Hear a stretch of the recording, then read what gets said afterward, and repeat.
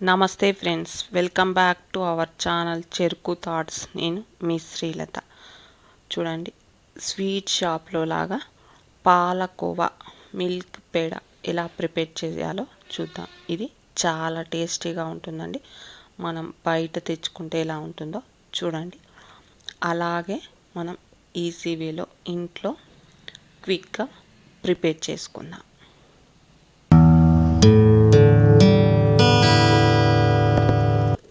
Stove పైన pan పెట్టుకొని 1 cup sugar, ఏ కప్తో అయితే షుగర్ తీసుకున్నామో అదే కప్పుతో 2 కప్స్ మిల్క్ తీసుకుంటున్నానండి.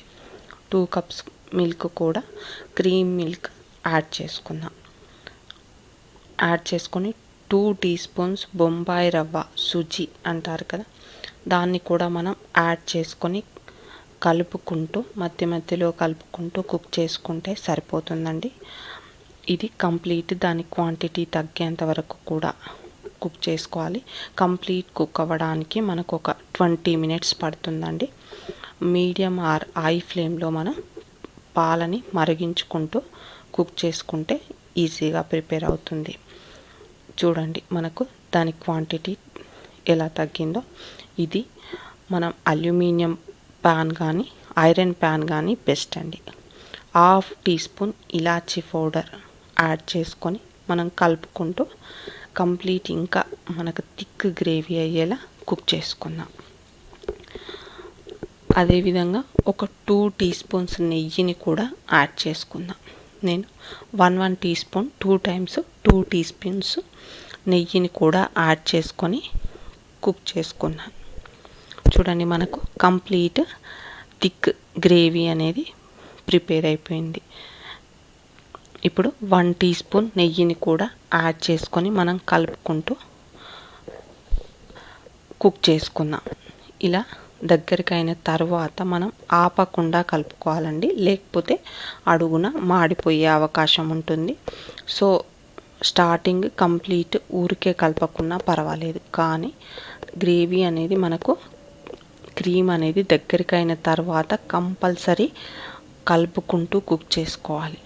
చూడండి, మనకు ఇలా తీసుకొని ఒక చిన్న ఉండలా ప్రిపేర్ చేస్తే మనకు ఒక ఉండలా రెడీ అయ్యేంత వరకు కూడా మనం కుక్ చేసుకోవాలి. చూడండి, ఇలా రెడీ అయ్యింది కదా. మనకు ఇప్పుడు స్టవ్ ఆఫ్ చేసుకొని దీన్ని కాసేపు కలుపుకుంటూ చల్లారనిద్దాం. చల్లారిన తరువాత ఒక బౌల్ తీసుకొని దానికి నెయ్యిని కూడా స్ప్రెడ్ చేసుకొని దానిలోనికి ట్రాన్స్ఫర్ చేసుకుందాం. ఇప్పుడు కంప్లీట్ మనం వేరొక బౌల్లోనికి ట్రాన్స్ఫర్ చేసుకుందాం. చూడండి, చాలా గట్టి పేస్ట్ లాగా ఉంది కదా. మీకు కాస్త జారినట్టు అనిపిస్తే కాసేపు చల్లారనివ్వండి.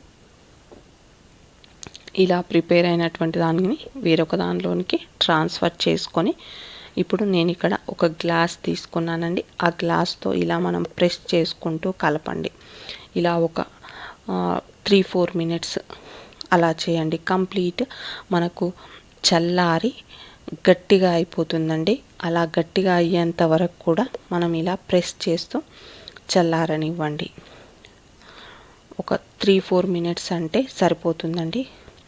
ఇలా మనం ప్రిపేర్ చేసుకొని చూడండి, ఇలా ప్రిపేర్ చేసుకొని చల్లారిన తరువాత మనకు పాలకోవా అనేది రెడీ అవుతుంది. చూడండి, ఇలా రెడీ అయినటువంటి దాన్ని మనం గట్టిగా రెడీ అయింది. చూడండి, ఇలా గట్టిగా రెడీ అయ్యేంత వరకు కూడా మనం చల్లారనివ్వాలి.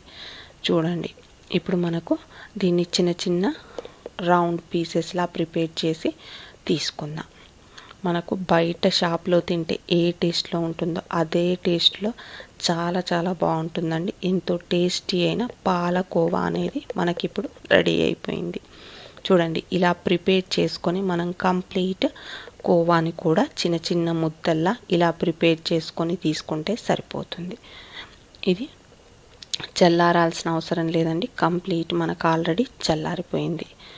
ఇలా నేను తీసుకున్నటువంటి పాలకి నాకు ఇవి రెడీ అయ్యాయి. ఎంతో టేస్టీ అయినటువంటి పాలకోవా మిల్క్ పేడ అనేది ఇప్పుడు మనకు స్వీట్ షాప్లో లాగానే రెడీ అయిపోయింది. ఉంటాను ఫ్రెండ్స్ మరి.